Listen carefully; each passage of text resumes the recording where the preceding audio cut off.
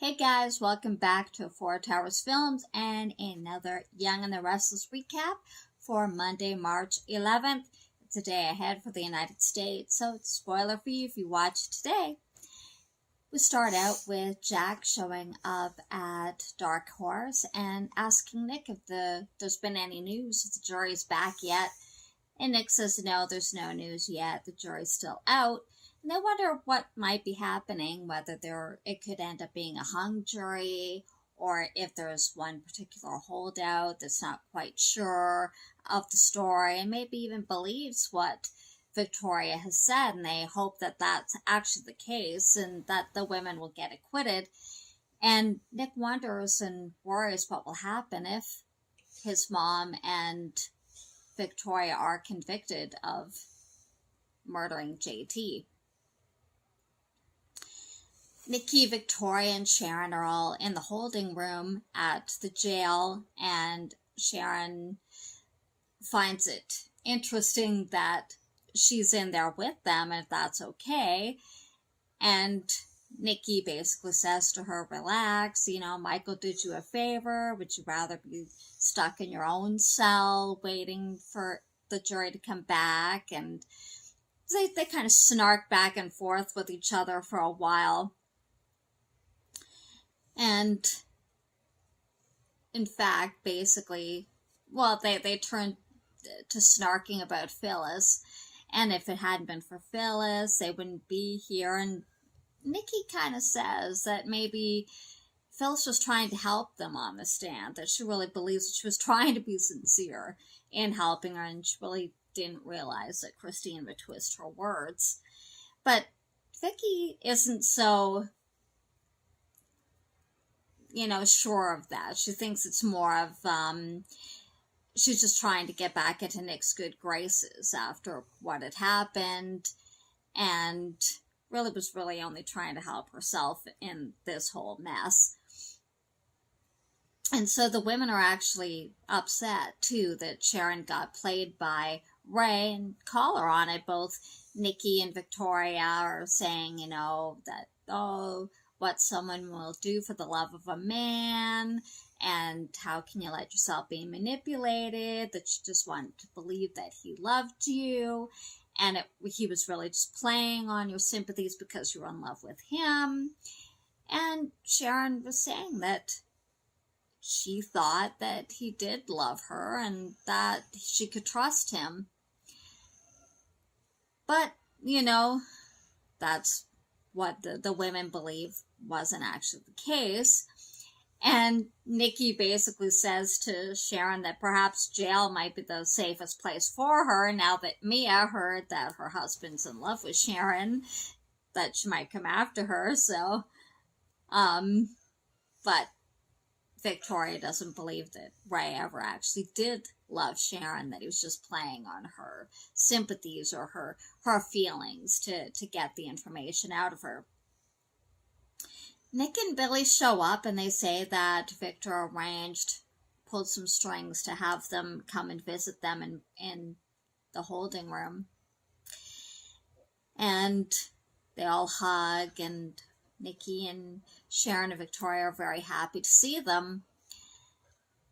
Nick walks over with Sharon, and she apologizes to him and saying, you must hate me because it's my fault for trusting in Ray. And if I didn't, none of us would be here right now. And he hugs her and believes that, she wanted to believe it, and it's not her fault that they're there, and that Ray took advantage of her good heart. And that really all that mattered to him was breaking the case open. Victoria and Billy are chatting, and she's happy that he's there, and she tells him she wishes she could have told him sooner what was going on, but she just couldn't. And Nikki agrees that they had all thought that it was safer for nobody else to know that they were protecting their secret, and really protecting the others too. And Billy understands that, and he really understands why now she was acting the way she was, that about why she was keeping her distance from him and why she didn't want to try again. And he feels bad that he didn't really understand that until he heard about it in court.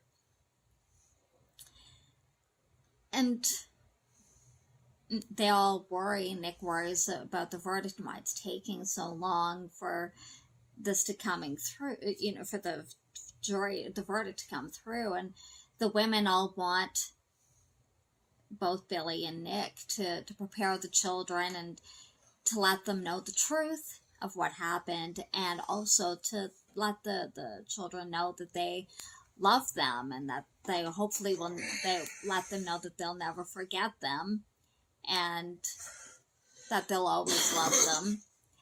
And the boys said that they will do that. The guard comes in and tells Sharon that her lawyer is waiting for her and that the time's up. And Sharon, Nick, and Billy all leave the room, leaving Victoria and Nikki alone in the interrogation room. And Victoria's saying she doesn't want to lose any more time with her kids, that they have to be able to go home. And Nikki holds her. Later on, Victor shows up to visit them, and they hug him, and Nikki thanks him for helping Nick and Billy come to see them. And Victoria realizes that Victor feels bad that he didn't get them out of the country when he wanted to, but Nikki says she never would have left him alone to deal with all this and for him to go to prison in their place. And Victoria asks if there's been any sign of the intruder at the ranch, and Victor says no, but he's going to find him and make him pay for what he's done. Anna and Devon are at Devon's penthouse, and he's been working on the taxes and some paperwork that needs to be done. And she said, you're the boss. Why are you doing the work? Can't you hire somebody to do it? And he said, of course, I already did hire somebody to do it, but it's boring stuff. And she says she appreciates that. And she hands him a thumb drive saying that she'd been working on some more songs, and there's a couple more artists that he should look into. And he kind of defers for a while, and they go back and forth, saying he has a meeting he has to attend to.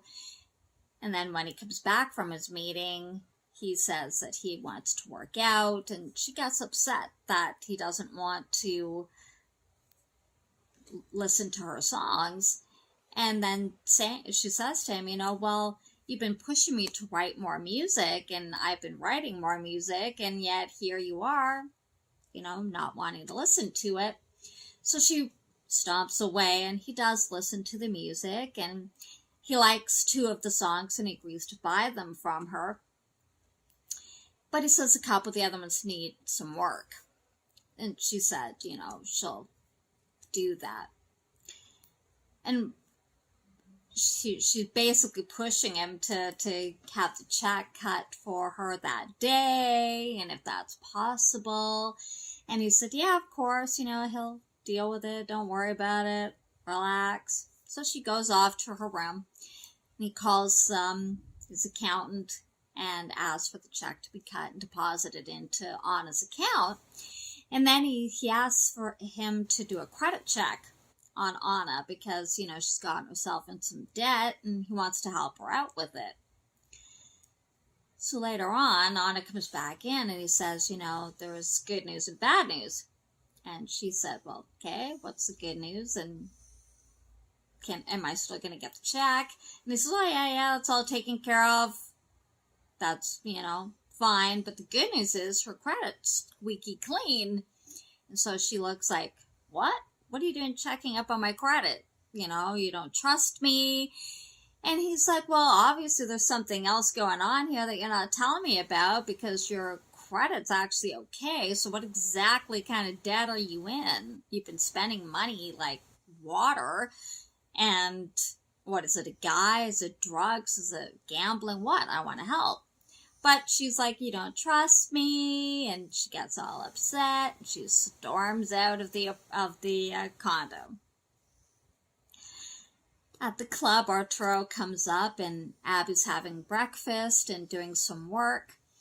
And he tells her it's great news. They found a donor for Lola. And she's very happy about that. And she finds out from Arturo the donor wants to remain anonymous, but Arturo tells her that Ray thinks it's Summer. And Abby's kind of like, well, I don't think so, because Summer would be shouting it from the rooftop. She'd want a parade. She'd want all the glory. And she wouldn't be doing it anonymously. But Arturo says, well, yeah, because she's actually getting something that she wants. Basically, Kyle. And Abby's like, what, you think, what, that she wants him to say he loves her, that kind of thing. And Arturo fills her in that, no, they're engaged to be married. And Abby's floored by this, because she's like, hello? Kyle's loves and dedicated to Lola.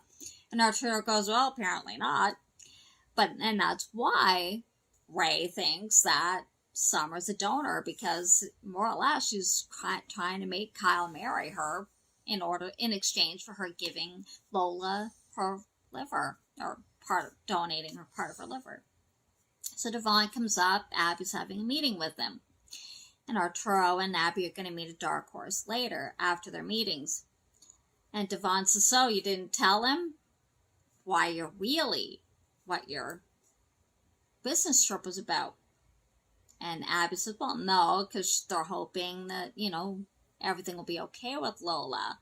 Did you hear they found a donor? And Devon's happy for them, but it sounds like, because they don't want to delay anymore with the restaurant opening, they're looking for a new chef to replace Lola, because it could be months that Lola will be in the hospital, and it takes a lot of stamina to be a chef. So, she may not be up to it, and they're hemorrhaging money, putting money into an empty space when the restaurant's not open. So, but Abby says, I really want to wait, because she did look at other chefs on her trip, but they're all kind of mediocre, that they didn't inspire her in any way. But she says, how about, well, see how Lola is, see how her recovery goes. If it takes too long, then I promise I will look for another chef. So Devon says, okay, I'll give you a little bit more time, but if it's not pretty soon, then we're going to have to move on and find somebody, because the deal's going to tank, basically. We can't keep doing this. We're running out of money, kind of thing. At the Abbott house, Carrie shows up and visiting Jack, and Carrie says asks about what Billy thought of Jack's offer, and Jack says, oh, well, Billy's on board with it, and look, they have it in writing that it's be a pay raise, a company car, and a different job title, so she'd get a raise and elevated position in the company. And so Jack wants her to sign on the dotted line, but she's like, oh, I'm a scientist, that, I like to go over the contract first before I sign anything. And so I guess Jack kind of agrees to that, and she's saying, maybe we can take this upstairs, to kind of seal the deal. And also talking about it, Kyle gets a text, and it's a save the date text. And Carrie's like, well, what's that? And he's like, well, Kyle and Summer are getting married, and it's the date they're getting married is tomorrow. So that was kind of,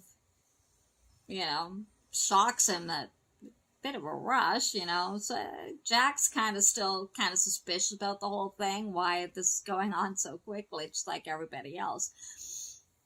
While Carrie and Jack are talking, you see a shot of Carrie's phone, and it's ringing, and the call display says PC, wherever PC is.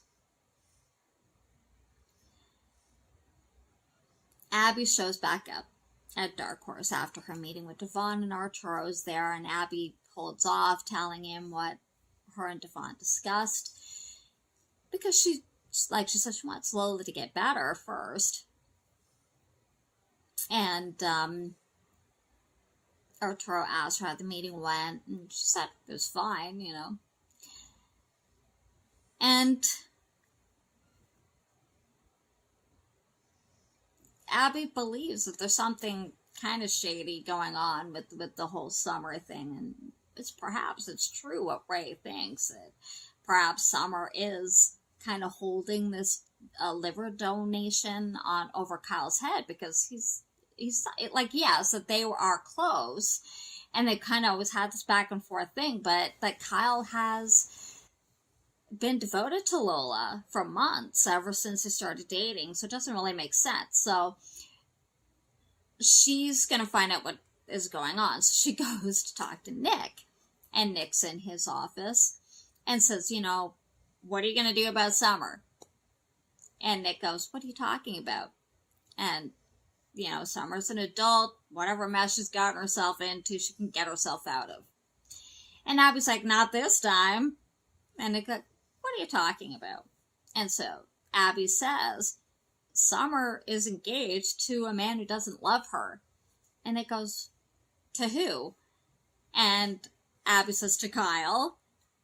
And Nick's surprised, because like everybody else, and he's saying that, well, Kyle loves Lola. And Abby goes, well, yeah, exactly. And he goes, well, how come Phyllis or Jack didn't say anything to me? And Abby thinks that maybe they don't know, because she's trying to keep it on the down low, so that to anybody who'd be able to stop her from doing this. And she urges Nick to go talk to her and find out what's going on before it's too late.